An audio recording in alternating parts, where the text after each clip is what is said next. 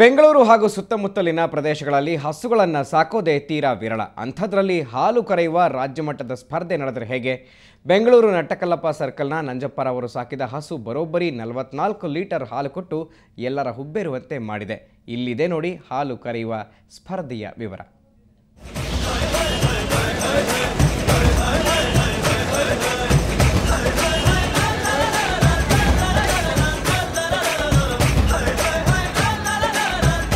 ಇದು ಹಾಲು ಕರೆಯುವ ಸ್ಪರ್ಧೆಯ ಝಲಕ್. ಇದು ನಡೆದಿದ್ದು ಬೆಂಗಳೂರಿನ ಹೊರವಲಯದ ಆನೇಕಲ್ನ ಪಶು ಚಿಕಿತ್ಸಾಲಯದ ಆವರಣದಲ್ಲಿ. ಇದು ರಾಜ್ಯ ಮಟ್ಟದ ಹಾಲು ಕರೆಯುವ ಸ್ಪರ್ಧೆ. ರಾಜ್ಯದ ನಾನಾ ಭಾಗದಿಂದ ಬಂದಿದ್ದ 18 ಹಸುಗಳು ಇದರಲ್ಲಿ ಭಾಗವಹಿಸಿದ್ವು.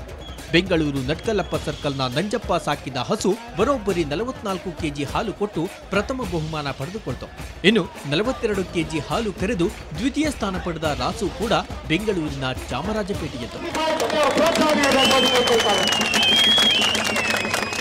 ಇದು ಈ ಹಸುನ ಒಂದು 3 ವರ್ಷದಿಂದ ಹಾಲು ಕರೀತಾ ಇದ್ದೀವಿ.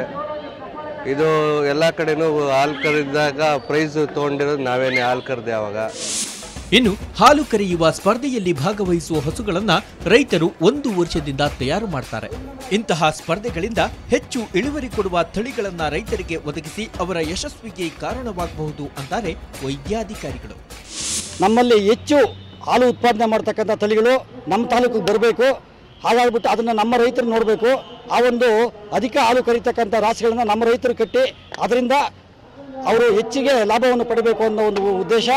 ಒಟ್ಟಾರೆ ಹಾಲು ಕರೆಯುವ ಕಲೆಯೇ ಮಾಯವಾಗುತ್ತಿರುವಾಗ ಇಂತಹ ಗ್ರಾಮೀಣ ಸೊಗಡಿರುವ ಸ್ಪರ್ಧೆ ರೈತರಿಗೆ ಮತ್ತು ಯುವಕರಿಗೆ ಹೊಸ ಚೈತನ್ಯ ತುಂಬುವಂತಿತ್ತು. ಆನೇಕಲ್ನಿಂದ ಕ್ಯಾಮರಾ ಪರ್ಸನ್ ರವಿಕುಮಾರ್ ಜೊತೆ ಮಂಜುನಾಥ್, ಸುವರ್ಣ ನ್ಯೂಸ್. ಸುವರ್ಣ ನ್ಯೂಸ್ ಮುಂದುವರಿಯುತ್ತೆ ಬ್ರೇಕ್ನ ನಂತರ.